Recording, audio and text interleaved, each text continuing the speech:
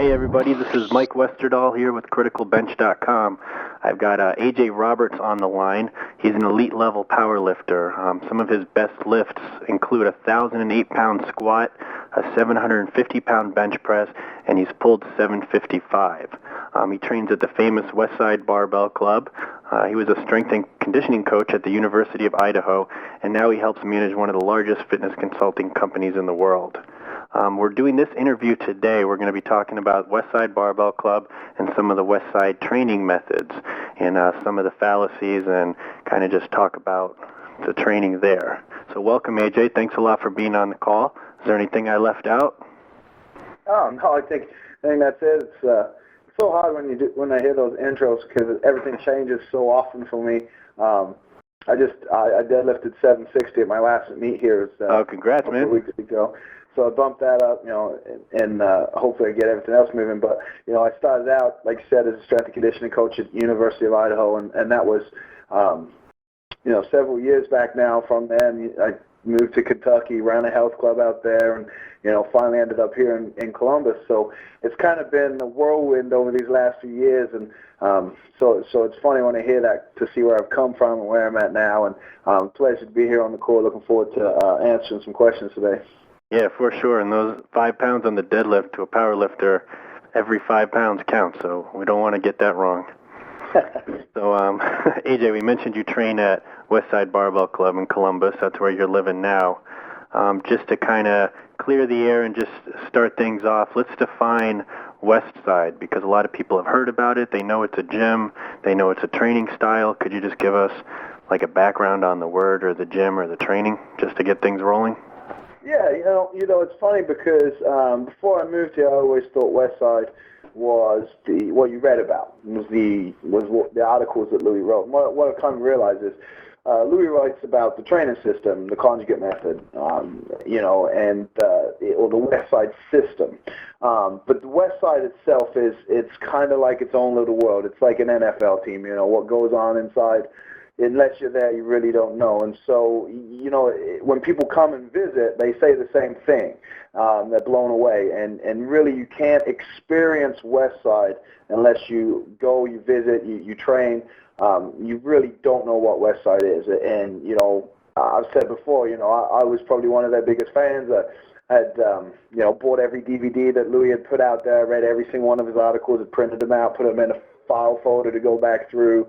I'd spoken to Louie on the phone when I met him in Las Vegas at Nationals in '06. I sat and talked to him, and so to me, I knew everything there was to know about the system, and I thought I knew what Westside was. And when I walked in the doors and began training here, and I trained here for about 2 months before I moved here. I'd drive up. It was about a 4.5-hour drive, and I'd make that trip. That's how valuable training here is. I really was exposed to what Westside is and can see why it's so, being here and training with Louie and why they continually produce the strongest lifters in the world, for, I think it's been 25 plus years now. And so it's hard for people to see, but really Westside is the gym, Westside system, the conjugate method is the training style. And to really know and understand both, you have to come to the gym. Okay, I'm sure we'll dig into that a little deeper. But how'd you first get hooked up training there? You said you started off commuting. How many days a week were you doing that? And you've moved closer since then? Yeah, what happened was I was in Kentucky, and where I was based at is a town called Owensboro, and I tried to put a team together there, and not much luck. There was a few bodybuilders in town, and I managed to get one training partner for bench press, but he wasn't a full meat lifter, and so I've been traveling over to a guy's house in Indiana and doing squat. He had a monolift and stuff like that. But with my work schedule, I was just frustrated, and I turned my garage into a garage gym and bought everything you could need. I had reverse hyper, glute ham, squat rack with monolift hooks and all that. But without a team, I really, was struggling. And I went to UPA Nationals. It was hosted in Columbus, actually. Kenny Patterson hosted it here in Columbus, and I came and I sat with Louie again, and he wondered what I was up to, and Louie Louie keeps a very close eye on the sport as a whole. That's Right. what he does. It's his life. And so he knew I was, and he said, if you ever want to train or something, you should come up. So I just put in a weekend. Well, that's an honor right there, just getting invited. Yeah, he opened the doors and said, anytime you want to come, just let me know. So I planned, a 4-day weekend to come up, and basically I wasn't coming up here to continue to train. I was coming up to learn what I needed to learn, take it back with me, and use it. And over those 4 days of being up here, talking with Louie, talking with the other lifters, I realized that, it was my kind of place. Everything I wanted to achieve and all my goals and everything, I could see it happening with, being there. And so what I started to do was I'd drive up every Friday. I'd come up and train with David Hoff in the evening, and for anyone that doesn't know, David is probably the strongest. Right now he's a junior lifter. He's the first teenager to squat. He was the youngest person to ever squat 1,000 pounds, and he just benched 825 a couple of weekends ago here. Wow. I think as a teenager he did this? So, he squatted 1,000 as a teenager. I think he's 20 or 21 now. Incredible. And just benched 825. I mean, this guy is on a warpath. But I was training with him and coming up every Friday. And I'd drive up, train, do our stuff, and I'd drive back. And it was a long time, but Louie saw that dedication, I think, and he saw how serious I was, and he just flat out said, you need to move here. And long story short, I just pretty much quit. I had a decent job running the health club. I just packed up, moved my wife, my dogs, and we just moved to Columbus and made it work. And thanks, Louie helped out a lot and to get me my feet on the ground. But it's probably the best thing I ever did in my life. So man, that's awesome. What a brave move, just quitting your job and making the move. But you knew that's what it was going to take. Yeah. So when you said you were training, oh, go ahead. What I was going to say, I was at a point where it was like powerlifting had become. I was struggling with the motivation. I was struggling with doing what I wanted to do based on my lifestyle. And, what it came down to is I looked at it like this. I'm either going to be the guy that does what I want to do and achieve the goals I've set out, or I'm going to be the guy that looks back and makes excuses because everything else got in the way. Right. And, it's a ballsy move, but, I was unhappy in what I was doing. And a large part of the unhappiness came from not doing what I wanted to do in powerlifting. Because to me that's it's just as much as part of me as anything else. And it was painful to struggle through and try to make gains on my own, and it just created this unease in my life. And when I made the decision to move, it was like everything just, the weight off the shoulders and everything came together. And, so to me, it was, looking back, like I said, it was the best thing I ever did. Yeah, and I mean, you probably would wind up having regret to this day if you hadn't made the move.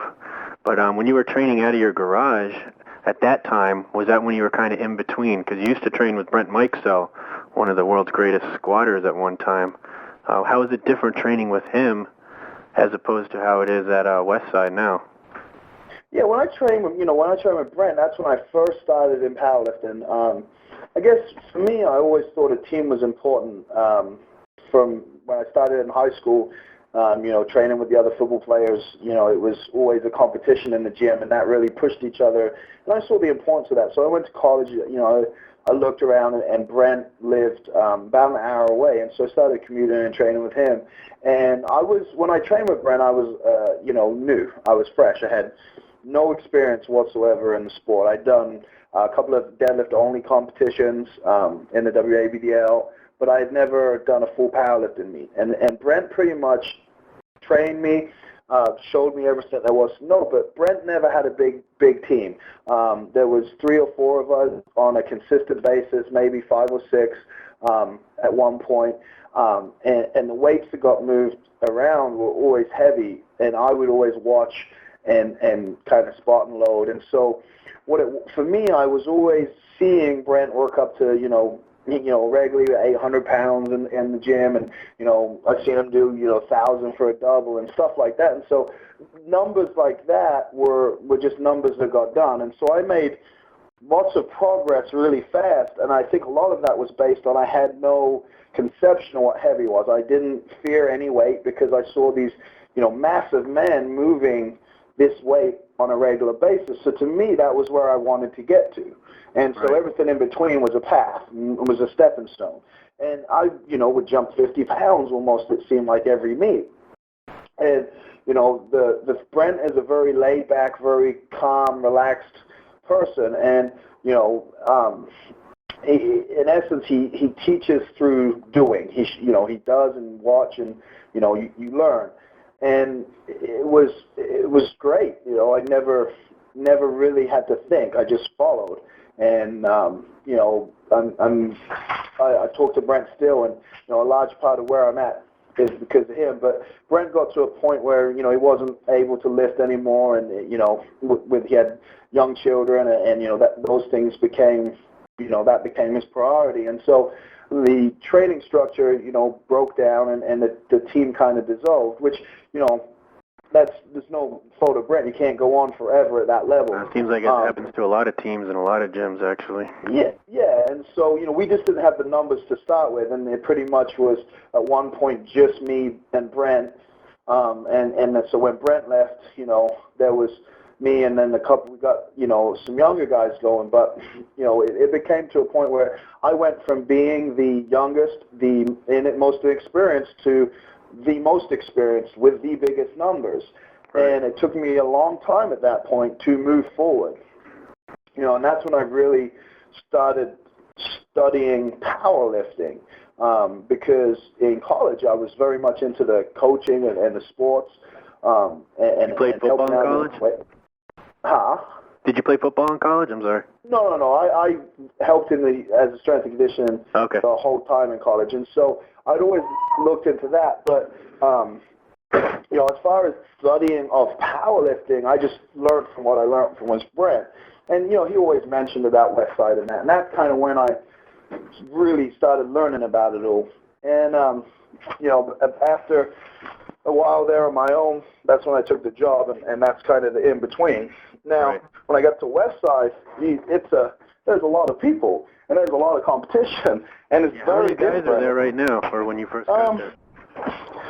Well, we got a lot of guys that come in a couple of days a week, from long distance away, and then we got the regulars. I'd probably say, overall, we probably have, 50 plus members that, come to the gym on a regular basis. Overall, probably about 20 full powerlifters, give or take. And so, there's a lot of guys, and they're all highly competitive. And that's kind of what the gym breeds on. And so it's best described really like that high school atmosphere where everyone's gunning for each other, and the competition. It's a big amount of people, a lot of competition. Yeah. Do you split you guys up into groups and stuff, or how does it work? Who does he work with or pay attention to? Is everybody treated evenly, or does he focus more on the top-level guys, or how's that work? Well, we have different crews, different times to go. We have morning crew and afternoon crew. And, Louie lifts in the morning with the morning crew, and we have, 2 morning lifts in the gym, so he keeps you going.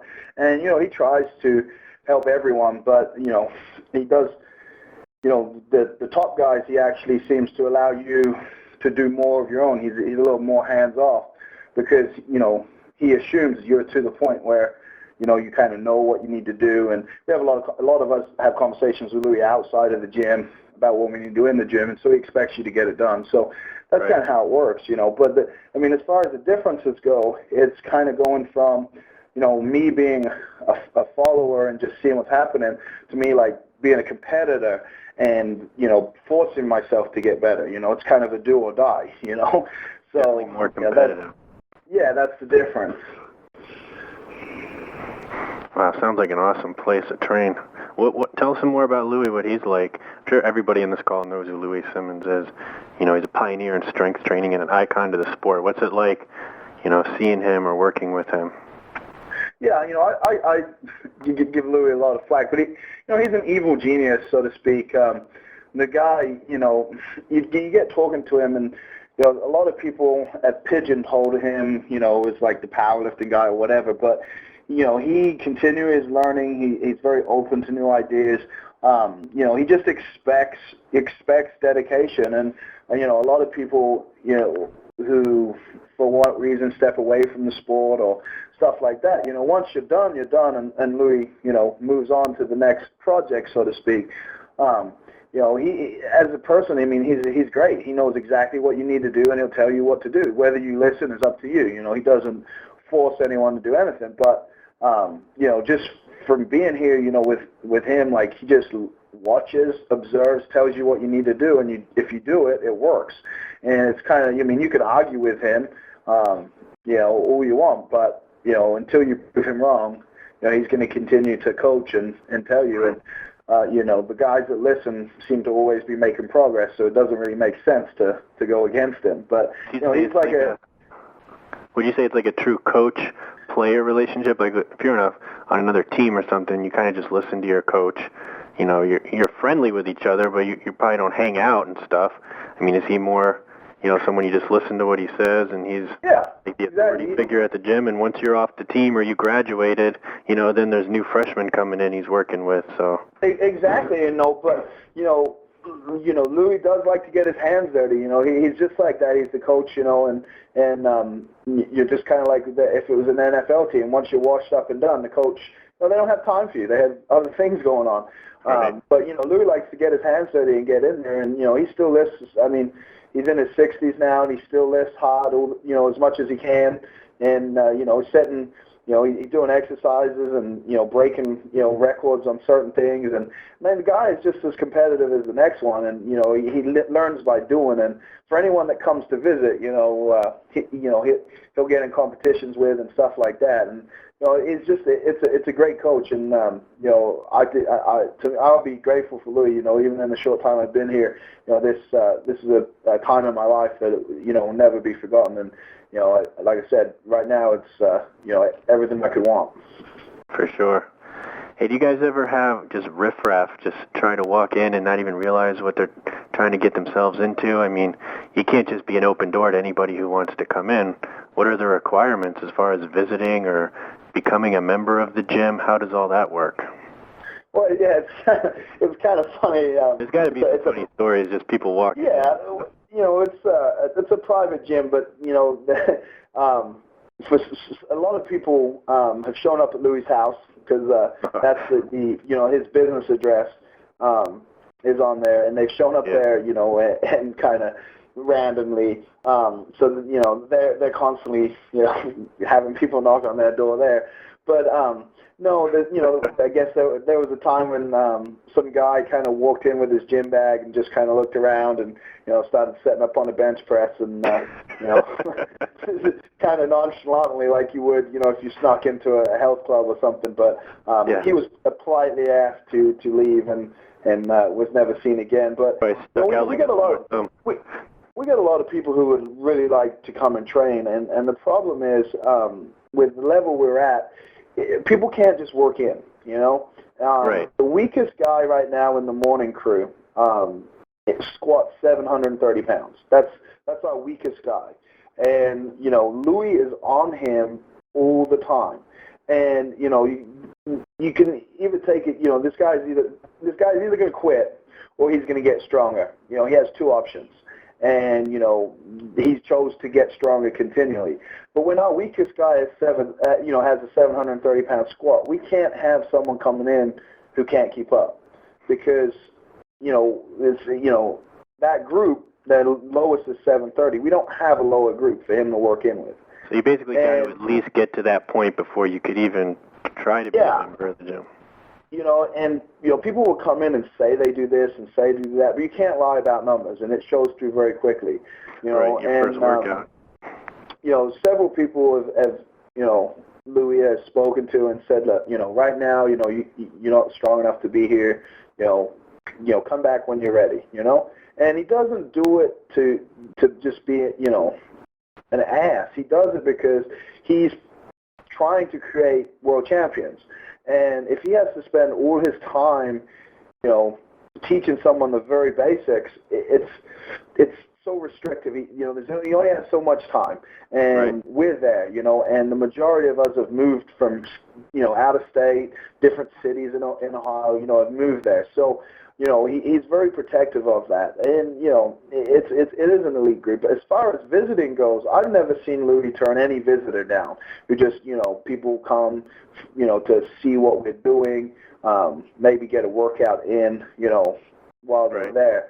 I've never seen him tell no to anyone, but as far as training there, he does expect a certain level of strength. And that's only because, if you're not at that level, you're on your own.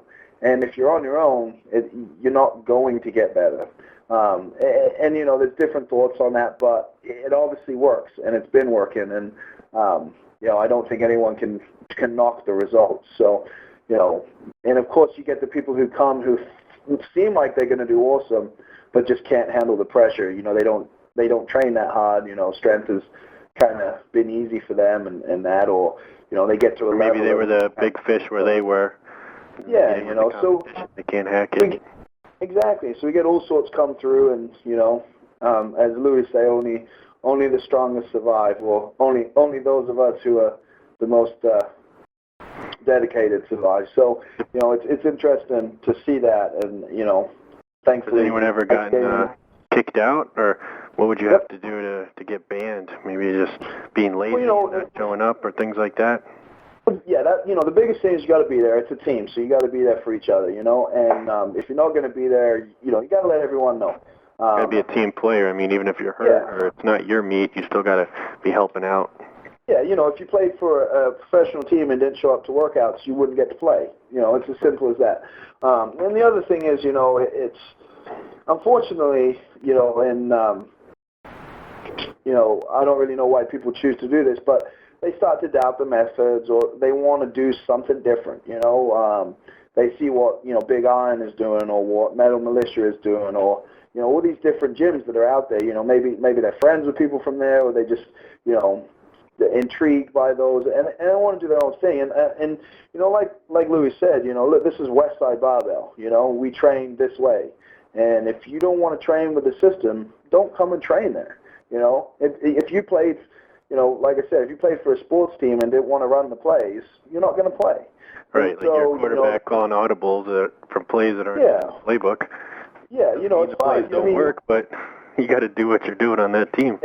And exactly. And Louis, he is all for experimentation, but, if you're flat out just not going to train using the methods, then there's really no point being there, And, that's caused some friction in the past, and some people have been asked to leave, but most of them are ready to leave when they leave. So right. Well, you mentioned some of the methods. Let's go into some of those methods now. Could you talk about the conjugate method? Well, what exactly is that? More than just rotating exercises, could you explain the conjugate method a little more? Yeah, basically. Most people know what periodization is, the system where you just, grad your overload. Or periodization where you have blocks of training time where you'd work on speed for a couple of months, and then you'd work on strength and or endurance or general physical preparation, getting in shape, conditioning. And traditionally, these are all broken up into sections. And what the conjugate method does is kind of a casein method where everything is blended into the week. And everything is done. You have 2 days for speed training, one for upper, one for lower, and then 2 days for maximal effort training, one for upper, one for lower. So it's a 4-day system broken into 2 dynamic training days and 2 max effort training days. So that's pretty much what the conjugate training is. So the easiest way to explain it is it's like you do everything at once. So you work on getting faster, more explosive. You work on getting stronger. If you need conditioning, that would be in there too. And so you're always prepared for battle, so to speak. Okay. You're never stuck in one phase. And the reason for this is really, every time if you train specifically for a block, you train for that block, and then you move on to the next, you're going to lose a little bit of what you gained, you know? Right. And so this way, the gains continue to roll over. So you kind of work on everything at once instead of blocking it off into different periods. Exactly. Now, you mentioned the dynamic effort days or the speed days. How are those set up as far as percentages or sets and reps? Let's take the bench, for example. Oh, yeah. The bench, basically, the speed days kind of, Louie came up with a 3-week pendulum system, so to speak, and he kind of got it from a Soviet Union weightlifting champion. And basically what the weightlifter had stated and what Louie had found, training, multiple elite level powerlifters was, for speed after 3 weeks, you're not going to get much faster or stronger. So you wave back down and start over again.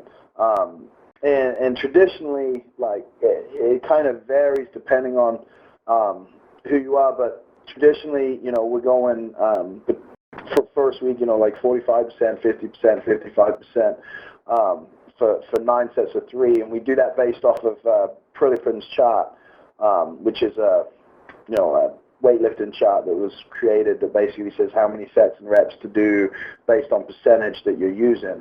And this, we don't stick, it's hard to explain. I always think that everyone stuck to the percentages, but we don't stick to the percentages based on the, during different points, your strength might be up, it might be down, it might vary.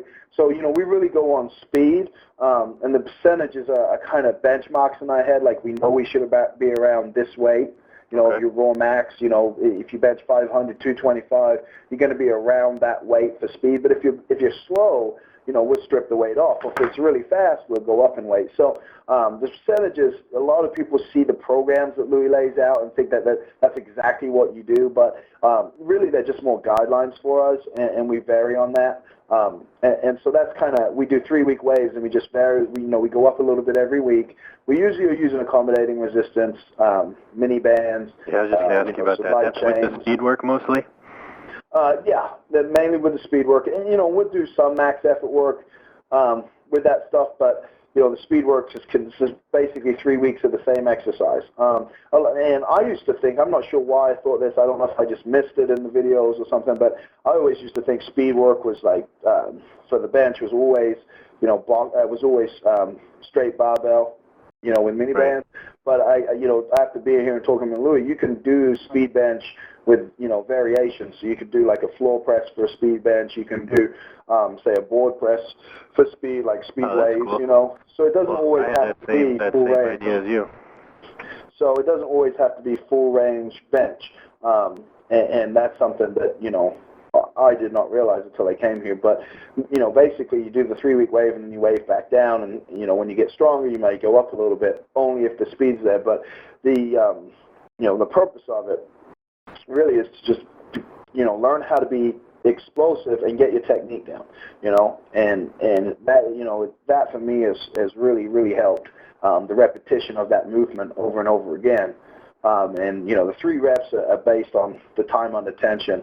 Your 3 reps explosively is the same as 1 max effort rep. And recently, Louie's had guys, we've been trying sets of 5 because with the way the bench shirts are nowadays, time under tension seems to have increased. It takes a lot longer to get the bar down and to press. So we've been experimenting with that. Some guys have gotten great results, others haven't. So it just kind of depends on what style of bencher you are as far as, what's going to work best. But that's, pretty much what speed benching is, And about 30 seconds in between sets, or how long do you take? We try to go, I've read 60 seconds, and I read an article by Dave Tate back in the day where he would reduce his rest period each week. He'd start with 60, then 45, then 30 the third week. And we just pair up usually, and we just go back to back. Right. I mean, you can't speed it up if you got 3-4 guys in your group, and it's your turn. You just keep going. Yeah. So we just go back to back and just try to go as fast as we can. And we just try to keep it simple. But when we start thinking too much, that's when things get too complicated and we make simple things that should be, easy to do. You got the stopwatch out, and it's just we just found that just go back and forth and we and not have to think about it, because when it gets too complicated, that's when you really lose sight of actually what you're there to, which is to get stronger. Get well, better. It seems like there's a lot of science behind all this, but at the same time, if you take it too literally and focus too much on that, you lose the essence a little bit of what you're trying to do. Yeah, exactly. Well, you mentioned accommodating resistance with the speed stuff. Just for anybody who doesn't know what that is, you mentioned the bands and the chains. Just talk about some of the benefits of that, and do you use those on your max effort lifts as well? Yeah, we use accommodating resistance a lot, mainly on the speed work, but we do use it max effort too. If we're doing a floor press, you might throw some chains on there. If it's a bench press, max effort. If we're doing deadlift, you might pull against bands or something like that. But the benefit of accommodating resistance, and before even when I was training with Brent, we used bands and chains as well. And so I've always used accommodating resistance. And basically, although according to biomechanics, you should be stronger when your angles are shorter. But, at lockout, everyone struggles at lockout. Everyone, on the squat, on the deadlift, on the bench press, like the last part of the motion is usually the hardest. And that's due to the strength curve. So what Louie does is we use lighter weight as far as bar weight goes with accommodating resistance. So let's say, our bench press is 500 raw. We might use 400 pounds in bar weight with, 100 pounds of accommodating resistance. So as we lower the bar, it gets lighter, which allows us to really blast it off the chest and then go through that lockout point. Or we might go over that 500. So now we're using 525 pounds at the top, but only 425 pounds at the bottom. So you see how it allows you to kind of lift more weights at the top. So what you essentially do is you train those weak points to be stronger. And, then with the, in powerlifting, thanks to the gear, it's really allowed you to overload that top end. You're getting help off the bottom with the shirt, and then you've been training your lockout. So yeah, so that's how it carries over, but it's beneficial for everyone, and our football players use it that we have training here, and our fighters use it too, but not to the extreme. Like for squatting, where we do our circa max phase, which is kind of our peaking phase, going into a meet.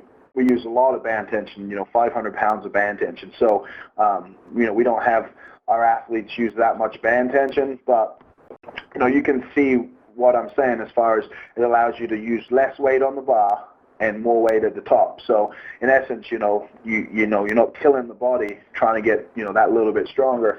You overload you that top end, and it really seems to teach the muscles how to squeeze through.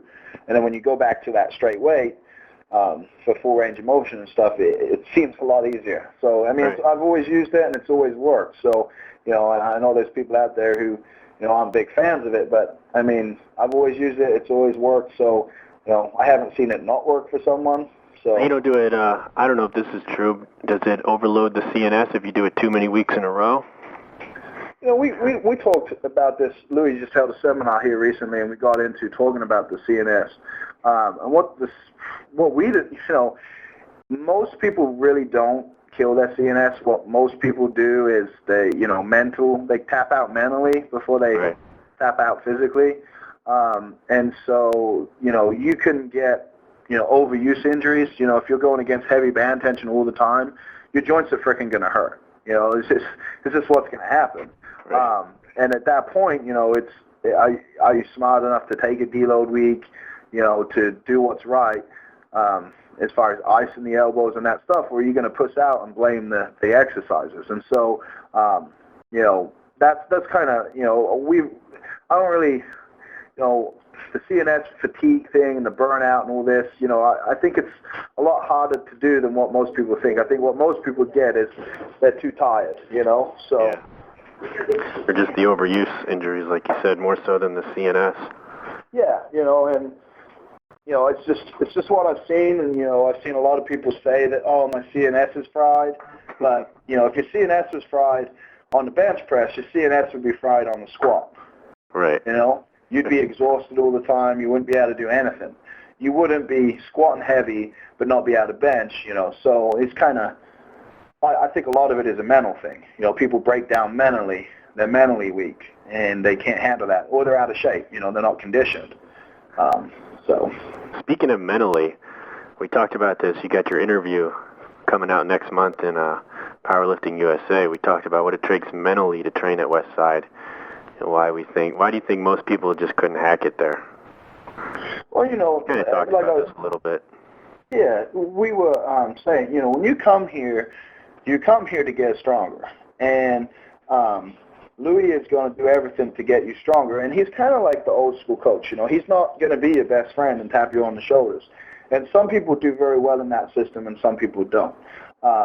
He's going to throw everything at you, and you're going to get stronger. And if you can't get stronger, then, there's a problem. And the competition between the lifters is at a high level, so if you don't like competition, that's not going to work. So it just depends on what kind of personality you have, It's not a place for everyone, and some people have a hard time dealing with that. They think that, I don't like being yelled at by my training partner because I don't want to do that exercise. Well, that's what happens here.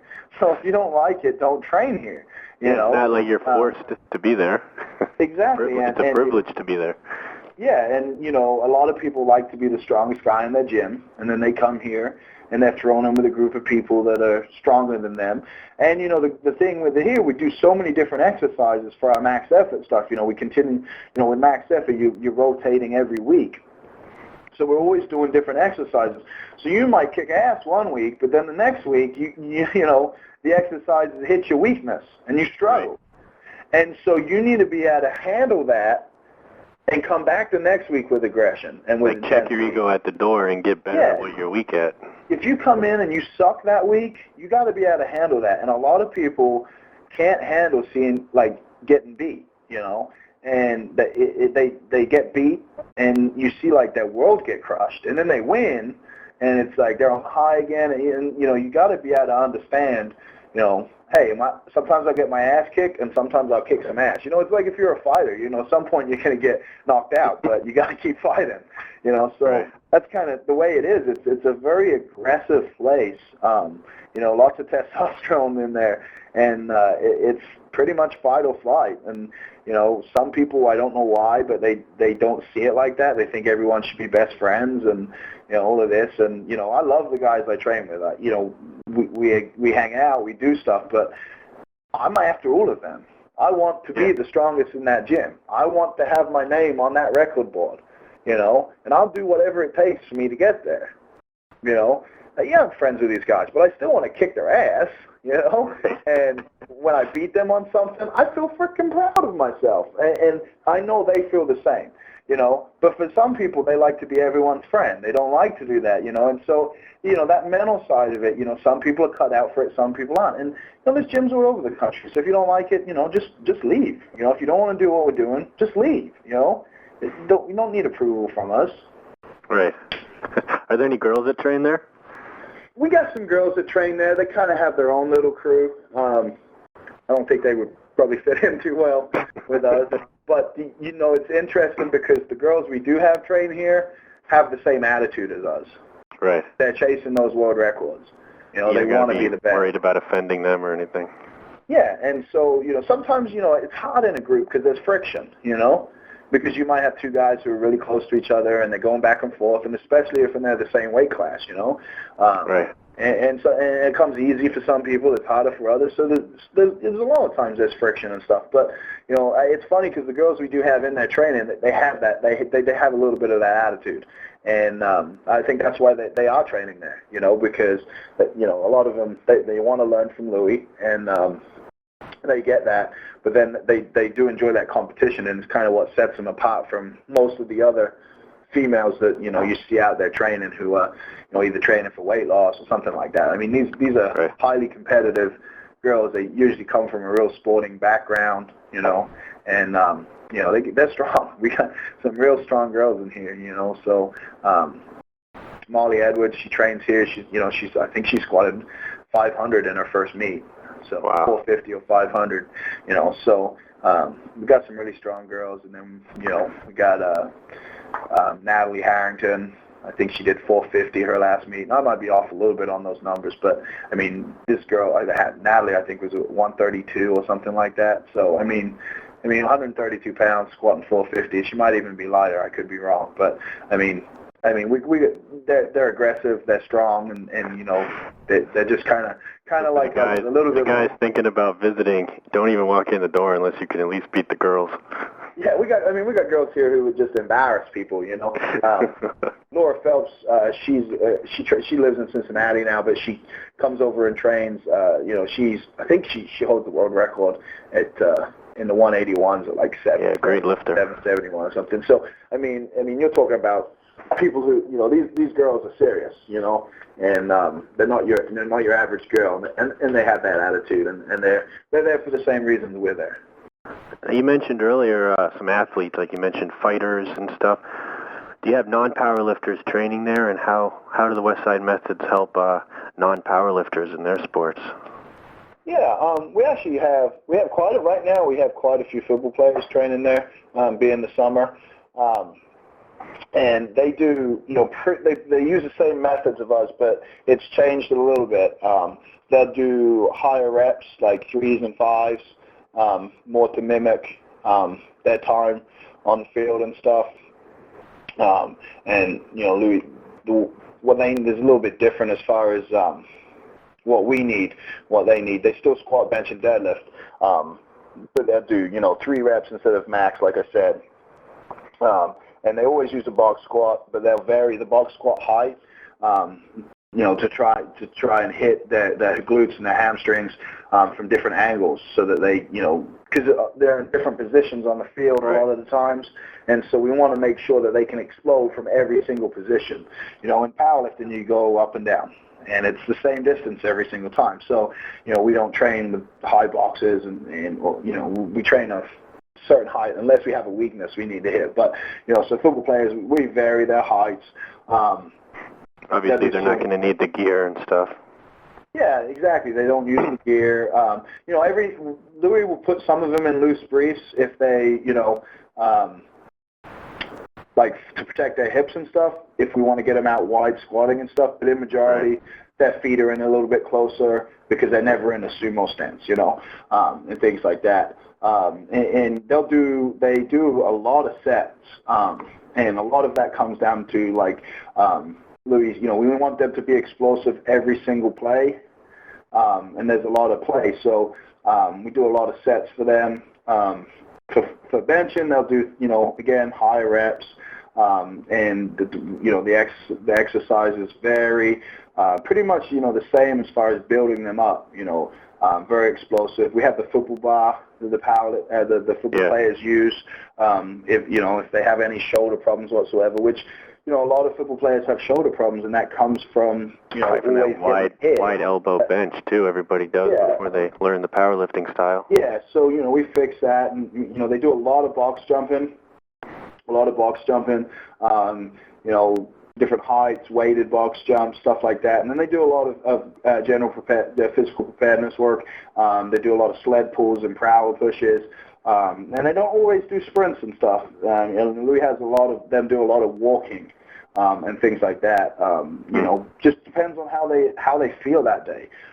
You know, because a lot of them are doing so much with the team that a lot of the times we have to, you know, be careful what we do with them, because they're with us to get better. We're not there to kill them, and their conditioning, it just depends on where they're at. So, you know, that's kind of how we vary it for the football players.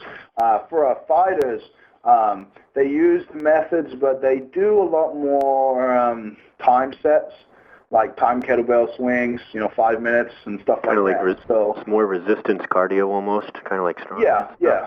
Yeah, so, and you know, they'll do like a minute of you know, squatting with the belt squat machine and stuff like that. So, you know, they use the same methods of us, but in a different way.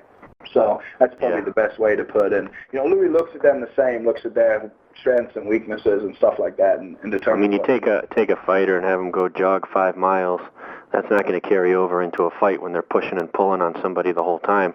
It'd be much better to use some kettlebells and do some things like that. Exactly.